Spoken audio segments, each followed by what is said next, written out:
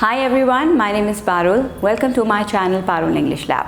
In today's video, I will tell you a few techniques which you can use to become a fluent English speaker. These techniques have actually helped my students, and if you do what I tell you in this video, then you will be more fluent in English. So what are we waiting for? Let's get started. What is fluency? Fluency in a language means speaking freely without having to stop and pause a lot. Communication is an important part of speaking, and it is quite imperative that you communicate your ideas as naturally as possible. Becoming fluent is a long process, and sometimes it can take even years. But here we have some tried and tested techniques, and if you follow them, then you can be fluent in a short span of time. So let's go through them one by one. First is knowledge.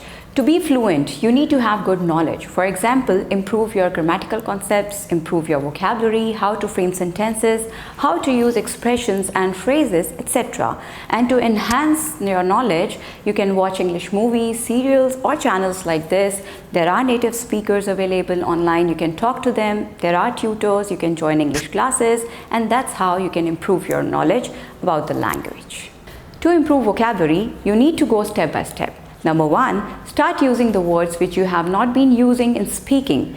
I have seen students, when it comes to writing, they write really well, they use good words, but when they have to speak, they don't use those words at all. So whatever knowledge you have, use it. Second, replace your daily words with some good words. For example, if you want to say that I'm very tired, then say I'm exhausted. If you find something delicious, you can say it's scrumptious. If you find something beautiful, very beautiful, you can say it's exquisite. So that's how you can replace your daily words with some good words. These are good words yet interesting. Number three, go from basic to advanced level. Do not jump onto the words which you cannot even pronounce properly, because words can be really confusing sometimes. A single word can be used as a verb, adjective, or a noun. So for a new English learner, it can be very difficult to differentiate between them. But once you have command, once you have good understanding about the language, then trust me, you can use these words naturally according to the context.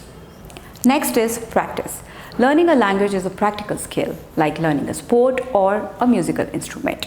To improve, you need at least 4 hours a week practice, or as much as you can. Now, how you can practice? You can watch English movies, English serials, you can talk to native speakers, you can talk to your friends, relatives in English, or you can create that language-rich environment around you. But sometimes when you do not have anyone at home or you're staying alone, what you can do? That time you can talk to yourself. Trust me, it helps a lot. Initially, it might sound funny, but once you stand in front of the mirror, you can pick up a topic and then talk about it, pros and cons, and any topic you can discuss. That time you get to see your body language, your expressions, whether you're speaking properly or not. You can find out your mistakes and then work on them. And trust me, it will completely transform your personality. So try this technique. Focus on weak areas. Find out your mistakes, your weak areas, and then work on them. You're the only one who can find your weakness. No one else can do that for you. For example, if while speaking you're making lots and lots of mistakes, you're not able to construct a single sentence, that means you need to work on your grammatical concepts. If you're speaking and you're running short of words, you're not able to convey your ideas to others, you're not able to communicate properly, that means you need to work on your vocabulary. So find out the areas where exactly you're lacking and then work on those areas. And this is the best way to practice. Next is tongue twisters. The way our body needs exercise, same way our mouth and tongue need exercise. Tongue twisters stretch and strengthen the muscles which are required to speak. They also clarify our pronunciation, and they help to warm up the speaking ability.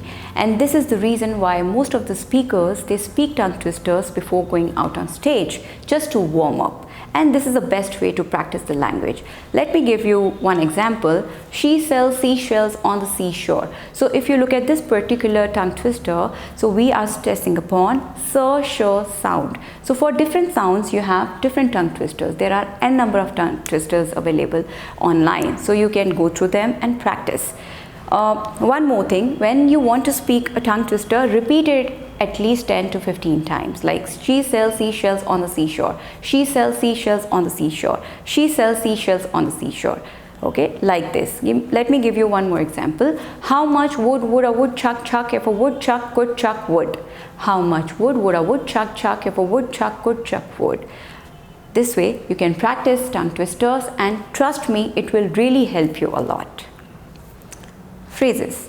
What are phrases? Phrases are groups of words that naturally belong together.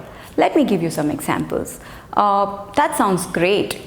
I really appreciate that. How could you do that? I owe you one. So these are some basic phrases, and you can find n number of phrases online. You can learn, you can practice, but always go from basic to advanced level. Now, these phrases are based on how native speakers put words together. They know how different words naturally come together. But learners, they don't have the skill. They need to develop it. And to develop the skill, they need to learn phrases. Initially, you have to learn phrases, but once you have complete understanding about the language and you have good command on the language, you can use them naturally depending upon the context or the situation. These are very important. They add flavor to your language and make it so easy to speak and understand. So please practice and learn phrases. It will help you a lot. Last one is making mistakes. It's quite interesting. I have come across this question many times, that is it okay to make mistakes? I have heard teachers saying, right or wrong, just speak. So is it really true? Should we only concentrate on fluency and forget about the language? Let me give you an answer today. When you are learning a language, it's a long process. It doesn't happen overnight. It takes time. So if you make a mistake, don't be disheartened or feel embarrassed. Rather, improve upon your mistakes. Try to find out what are the areas where you are lacking and then work on them. Now, if you make one or two mistakes or few mistakes while speaking in your learning phase of language, it is still acceptable. However, I always say that be very, very careful when you're talking in English and try to construct grammatically correct sentences. But still, one or two mistakes are acceptable in your learning phase. But people think that it is more important to improve your fluency than to improve the correctness. So, is it correct? Should we concentrate more on fluency than language? In my opinion, this is completely a wrong approach. Because if you speak wrong English, or if you are making lots and lots of mistakes while speaking, then you may be fluent in speaking the wrong way, because you are reinforcing the wrong concept of the language. Let me explain it to you with an example. Someone asks you, do you go to school? And you reply, yes, I goes to school. So this is an incorrect sentence. It's a wrong English, bad grammar. And you are not using this sentence once. Every time someone asks you, do you go to school? And you reply, yes, I goes to school every day. So when you repeat it, that means you are reinforcing the wrong concept of the language.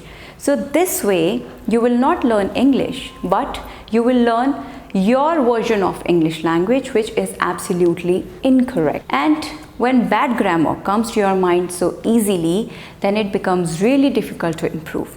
Trust me, with my experience as a teacher, I can tell you that it's easy to teach someone who doesn't know the language at all than to teach someone who has a habit of using wrong or bad grammar. It's very difficult.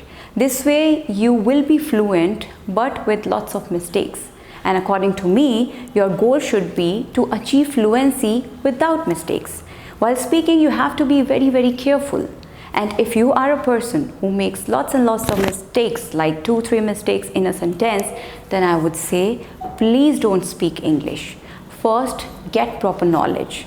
Learn the subject. Get knowledge and then practice. Otherwise, don't practice. Don't reinforce the wrong concept of the language. Don't reinforce bad grammar. This is very, very important. So these are the techniques which you can follow to be fluent in English. Now, by just following 1 or 2 techniques, you will not be fluent. If you really want to be fluent, then you have to follow all of them. And let me tell you one more thing. It's not impossible to learn a language. Don't think that I can't do it, I can't learn this language, it's not my cup of tea.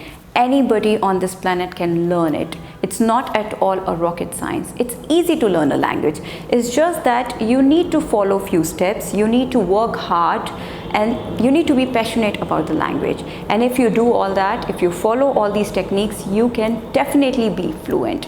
So please practice, and if you have any doubts, you can always mention in comment section. I will try to reply. Thank you. Have a great day. Bye-bye. Thank you for watching my videos.